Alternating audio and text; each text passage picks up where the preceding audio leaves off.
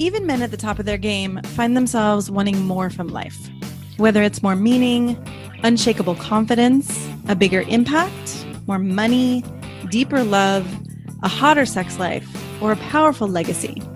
Find out how good your life can be on this episode of Man Alive.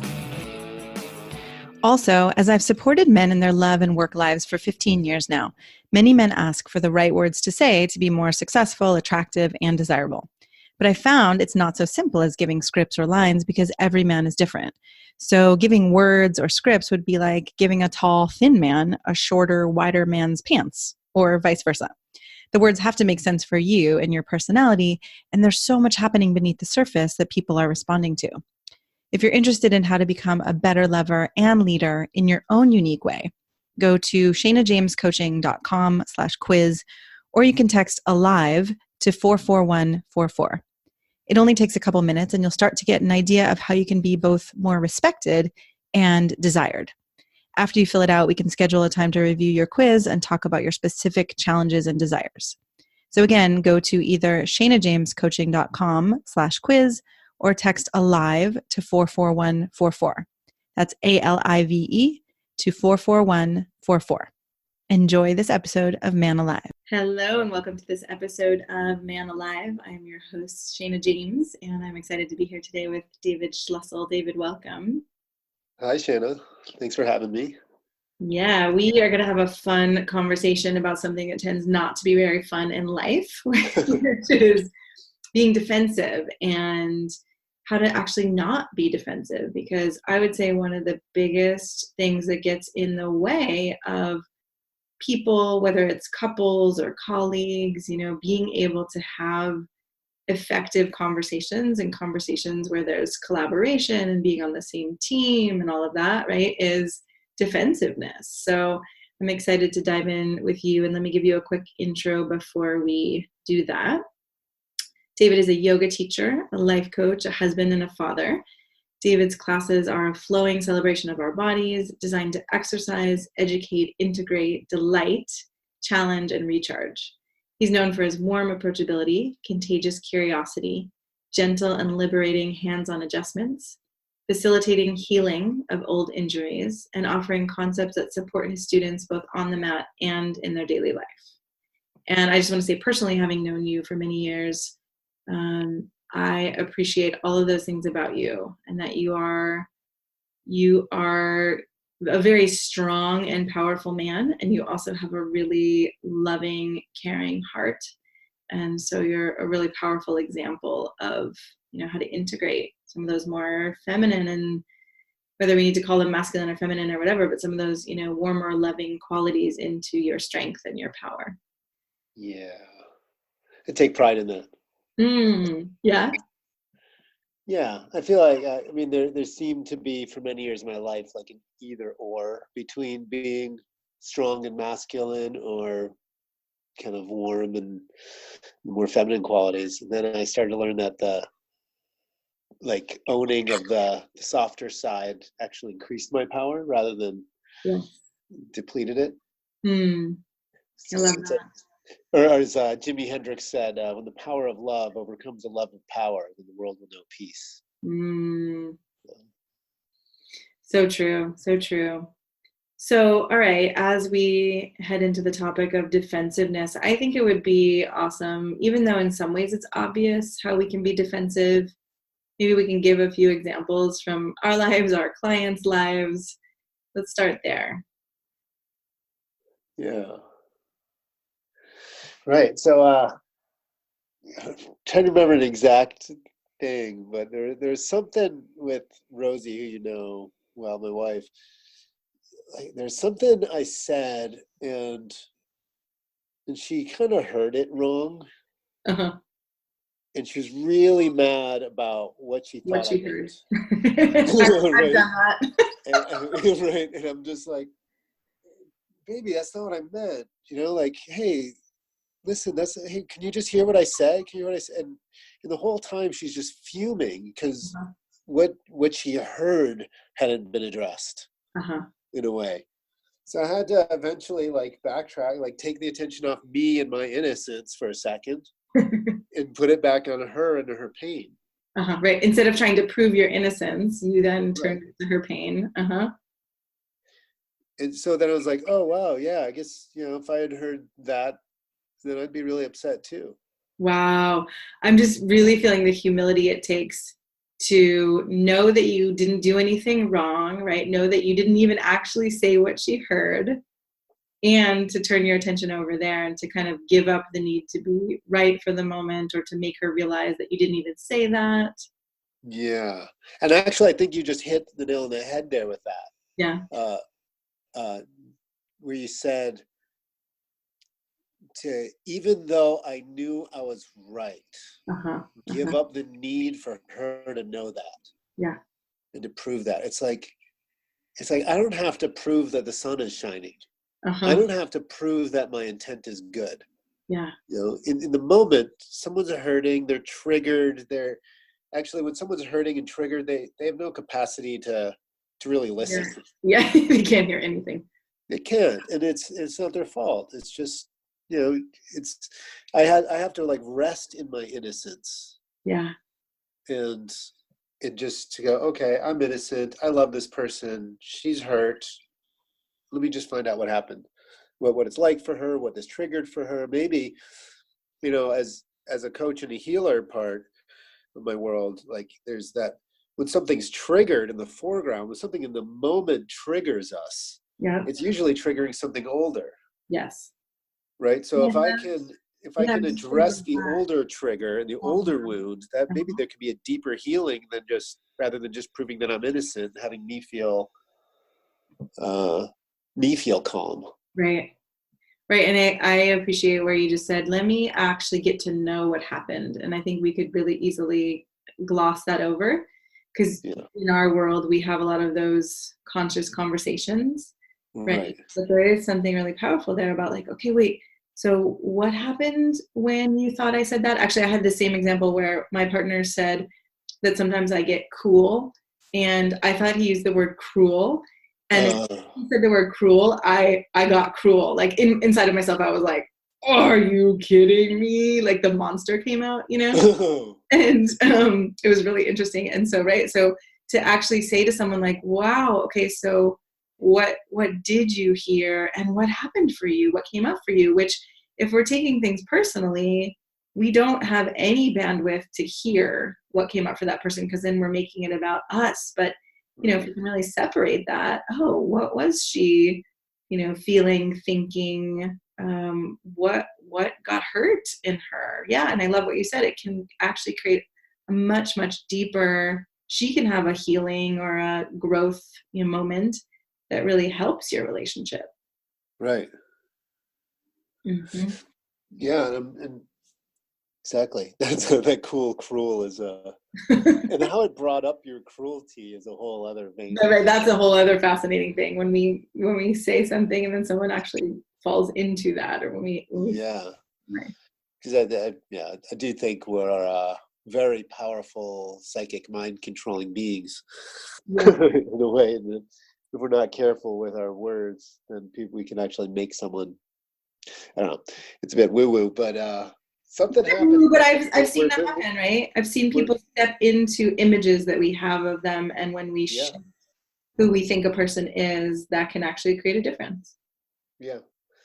I do have a whole theory around this, which is when it's sort of like, how racehorses wear blinders on the side so they can only see forward.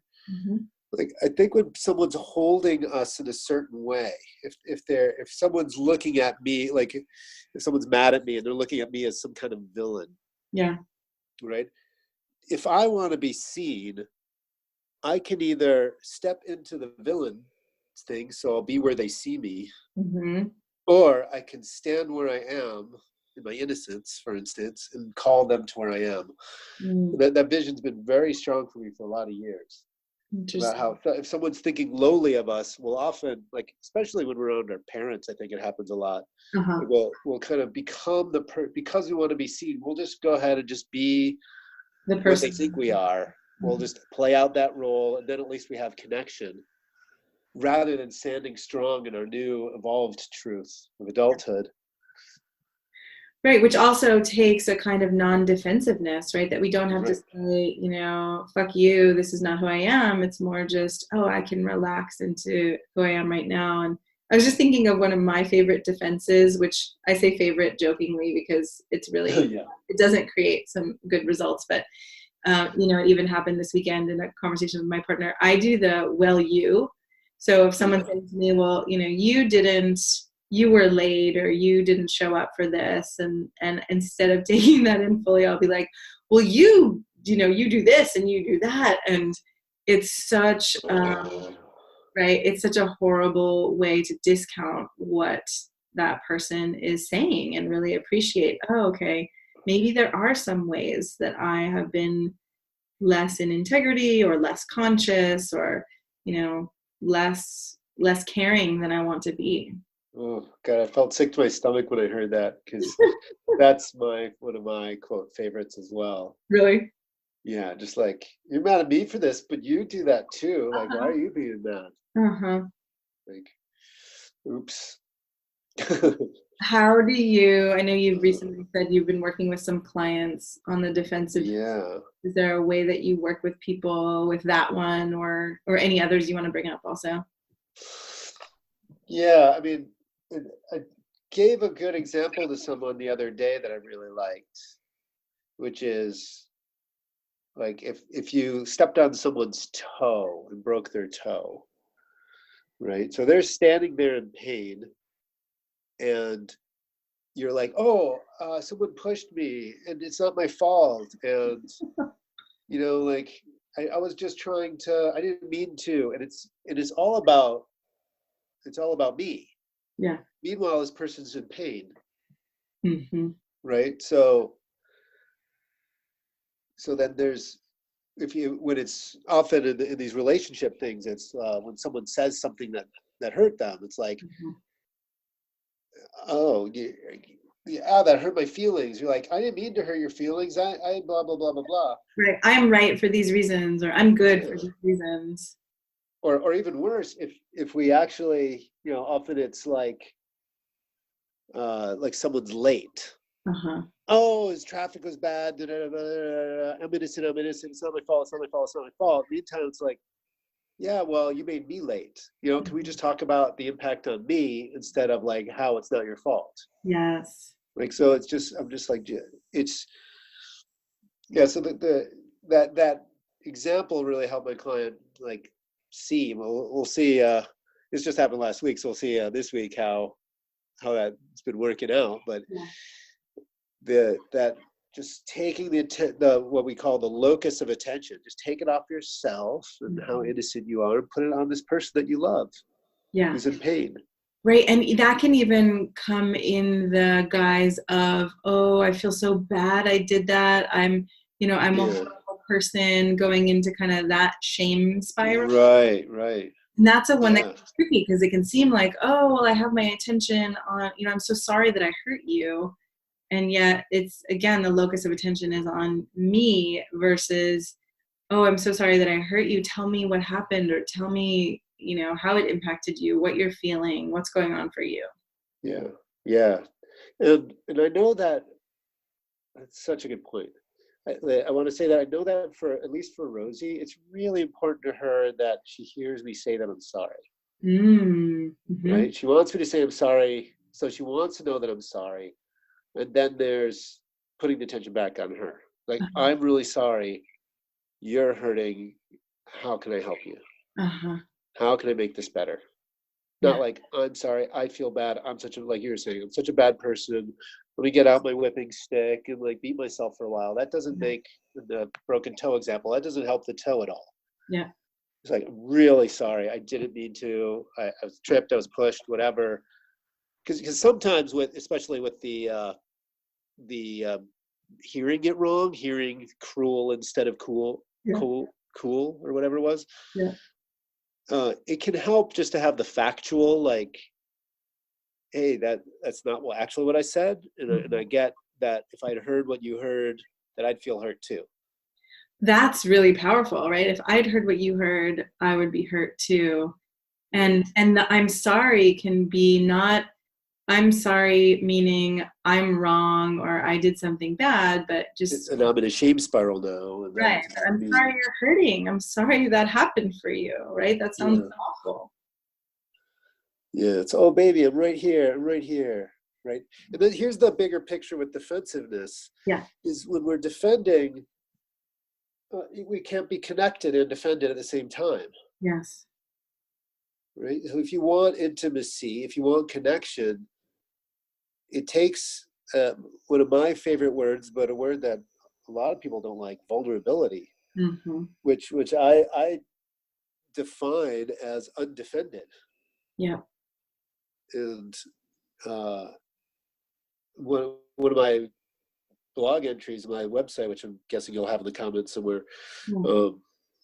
I made this example of a castle with a drawbridge, Mm-hmm. right? When the drawbridge is up, everyone in the castle is safe and protected, Uh-huh. but the armies can't get out, and they're not open for trade and cultural exchange. Yes. Right, so it's this isolated strength versus an available space. Mm-hmm. So it's not always better to have the drawbridge down. It's not always better to have it up, but to know how to control the drawbridge. Like, do I need protection? I said once to Rosie, like, we were in some kind of fight or something a few years ago. Another, possibly into what we call another example of the stupidest fight in the history of mankind. But but we were in some kind of fight, and I was just like, wait. And instead of saying anything else, I said, I feel defensive. Uh-huh. Are you attacking me? Mm. And the example I'm thinking of, I think she said yes. Uh-huh. And I said, okay, well, I'm going to take a break. Uh-huh. Because Which I don't is want to be so attacked. powerful, right? That is so simple. But Yeah. instead of then attacking back or being like, well then, fuck you, or you don't deserve my attention or any of those things, it's like, okay, I'm gonna stay over on my side of the street over here. I'm gonna take a break. I'm gonna walk away. I'm not gonna add more fuel to the fire. Exactly. Yeah. Yeah. I mean, part of what I'm learning too, the more I do spiritual practice, is that the less I defend, the closer I get to my, my essence or to my heart or all of that, right? Because I can defend even within myself. And Undefended Love is one of my favorite books that I highly recommend. And, it really helps us look at like, well, what are we trying to prove and why, and I'm curious about you. When I work with clients, I think some of the freedom comes in, once we get that we're actually, good at the core, we don't have to defend that anymore. We don't have to prove that. So if somebody thinks something negative about us, it's like, I'm sorry you think that way. But I know who I am. Right. That goes back to, we said something about that earlier, that I don't need to prove I'm innocent. Uh-huh. I am innocent. Uh-huh. I am good. I can rest in that. I don't need to prove the sun's shining. I'm good. And most of us, like, I don't know how well you know, I think you know a lot of my story, but when I was 17, I took someone's life in a car accident. Ooh, yeah. Right. And I just held a lot of shame for that. Yeah. A lot of shame. And so there wasn't like I'm good underneath there. Yeah. Right. Yeah. It was like, I'm bad. I'm bad. And if anyone thinks of me as bad, like, and I don't think it was my friend's fault, but I couldn't really face them much. I just felt so ashamed. I lost my whole friendship community a lot. Mm-hmm. Just because I didn't know how to deal with people. I thought at the time they didn't know how to deal with me, but looking back, I was like, I didn't know how to face them. Uh-huh. I felt ashamed for who I was and what I'd done. Yeah. So, I find almost everyone I work with has some shame around something. Oh my gosh, yes. So that's the biggest thing I work with people, is like healing their shame. Yeah. So that they can look people in the eye and know that they're good and worthy of the love, success, yes, body, whatever it is that they're wanting. Yeah.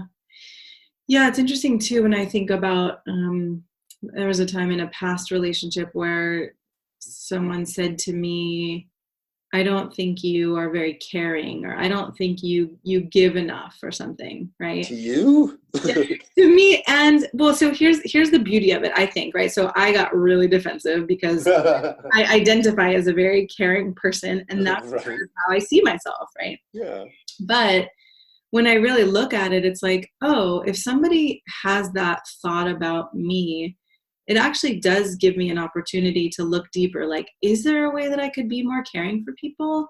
Is there a way that I could take more time out of my life and be more generous without beating myself up about it? And if the Right. answer is no, then I could come to that too. But the defensive reaction had me not even, it was like I wasn't even willing to look at that. Right.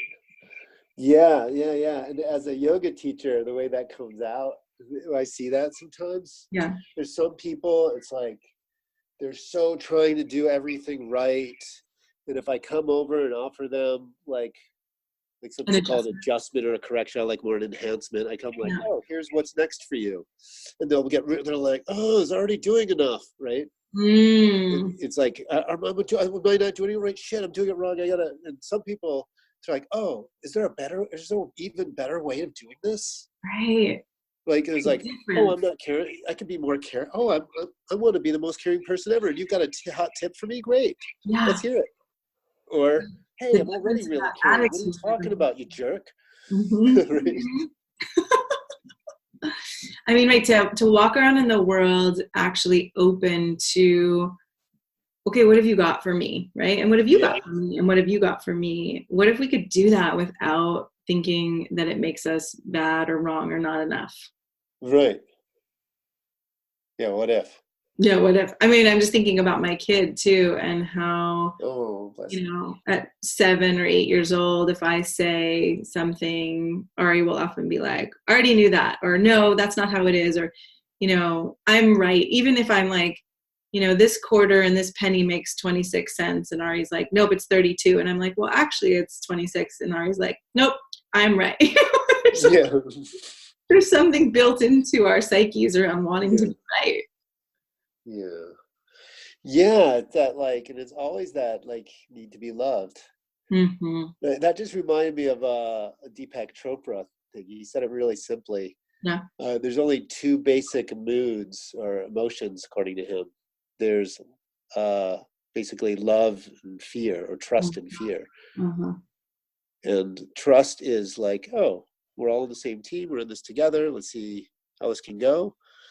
And fear is like, you're on the other side, and I need to protect myself against you. You might attack me.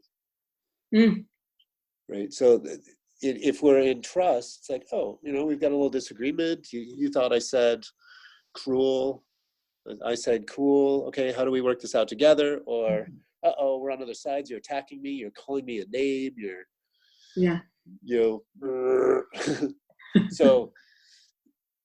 So coming at how do we be like undefended is that there's that other layer of fearlessness. Mm-hmm. Or trust, like, okay, so we're having this thing. How do we evolve here? Yeah, and I think I want to put a plug in here for, like you said before, I notice I'm being defensive, right? Yeah. In my conversation that was really beautiful in the end this weekend, but was a little bit hard in the middle, right? In the middle was like, I just noticed that I was doing the and I'm really, this took I had to swallow my pride, right? I was like, yeah. I'm sorry that I said that because I really wasn't listening to you. And, if I could do it over, I would do it differently. And so now I really want to hear what you have to say. And that, God, it takes so much. Yeah. But we can do it, right? And even in the middle of a conversation. Yeah. And that's when it counts. Yeah. Yeah, I love that swallowing your pride. Yeah, it really does feel like that too, like, yeah. I started cracking up while you're referring back to that. I feel defense. I've only done that once. Like, it's a really good thing. I've only remembered to do that once. Wait, you've only done what once? That said, I feel defensive. Are you attacking me? I think I've only. It's a great one. It's a great one to say. I do this. I am very skilled at this. Look how good I am, Shana. I did this. Aren't I good? Tell me I'm good. Tell me I'm good. I want to know I'm good. Yeah. I'm good. I'm good. I don't need to be told. Great. You're good. All right. Well, what else? Is there any last thing you want people to know about being defensive or how to recover from defensiveness?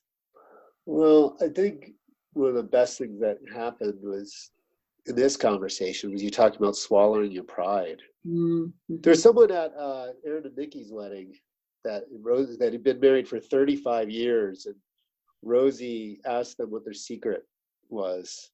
And she said two things to Rosie. One was, don't leave, Uh-huh. you know, and the other was, we changed the rule of arguing to it's whoever climbs off their high horse first that wins. I love that. Yeah, so it's that like, okay, I'm gonna be vulnerable.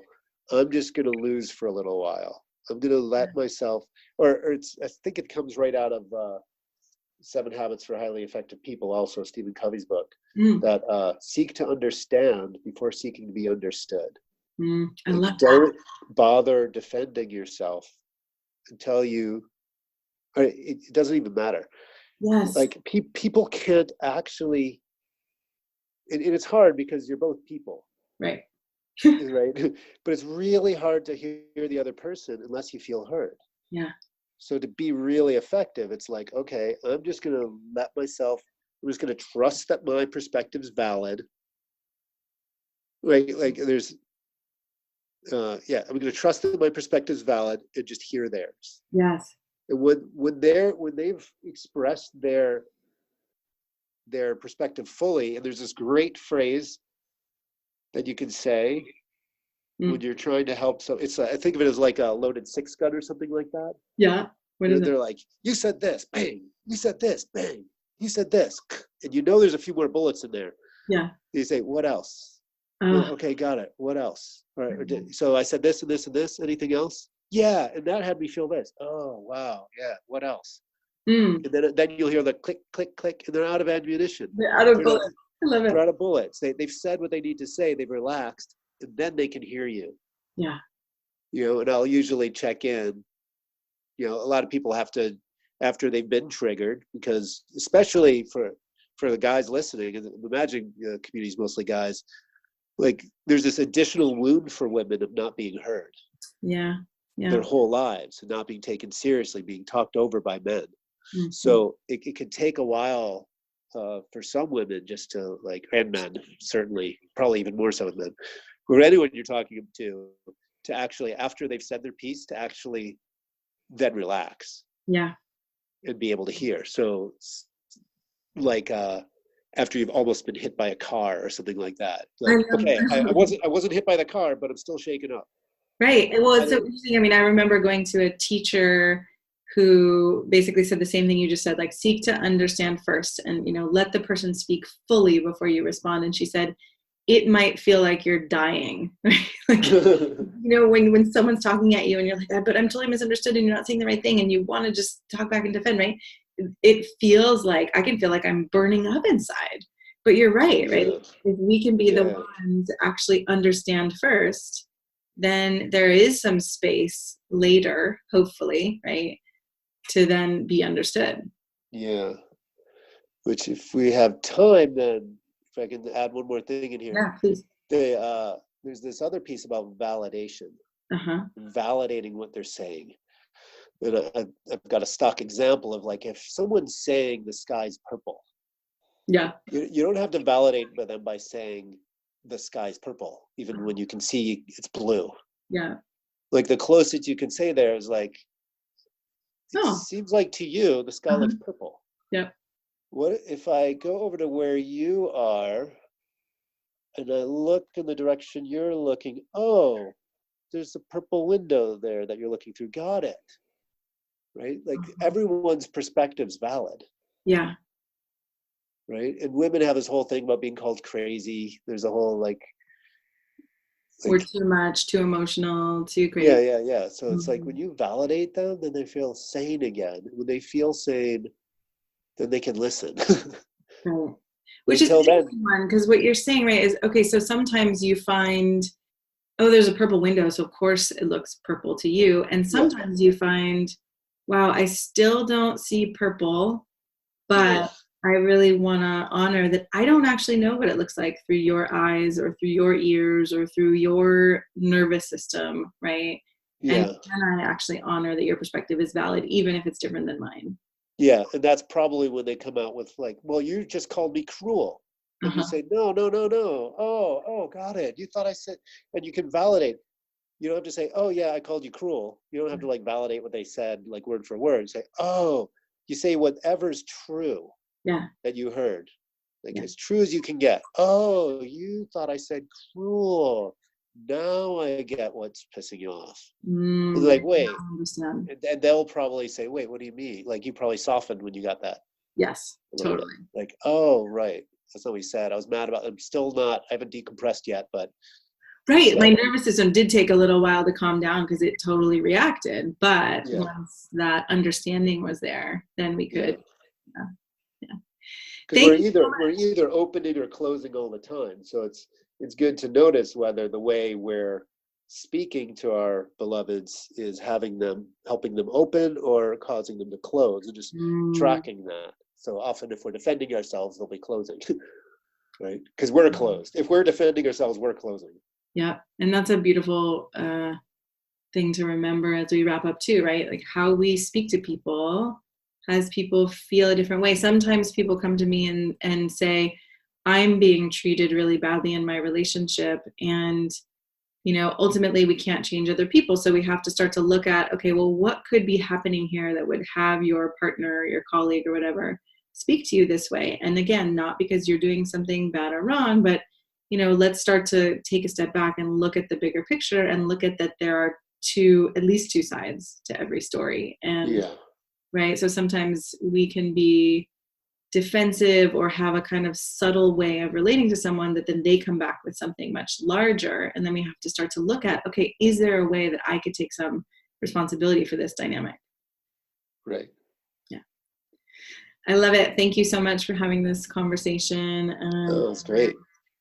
Playing in these uncomfortable realms and for, doing the work you do. And like I said, for being a man who is willing and wanting to be strong and be loving at the same time. Mm-hmm.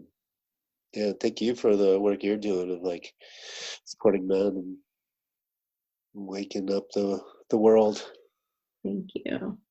I'm so glad you joined us for today's episode of Man Alive. I hope you enjoyed our conversation and it gave you something to consider and explore in your life. If you like what you heard, I'd be so grateful for you to subscribe and write a quick review that helps men like you find us. And again, head over to ShanaJamesCoaching.com/quiz or text the word ALIVE, ALIVE, to 44144 to get a sense of how you can become a better lover and leader. You'll start to see how you can be both more respected and desired in your unique and genuine way. If you don't feel as confident or as excited about life or love as you'd like to be, this quiz is a really great starting point and will guide you toward a more passionate love life and a more inspiring and successful career. So again, text ALIVE, ALIVE, to 44144 or head over to ShanaJamesCoaching.com/quiz. Join us each week for a new episode of Man Alive.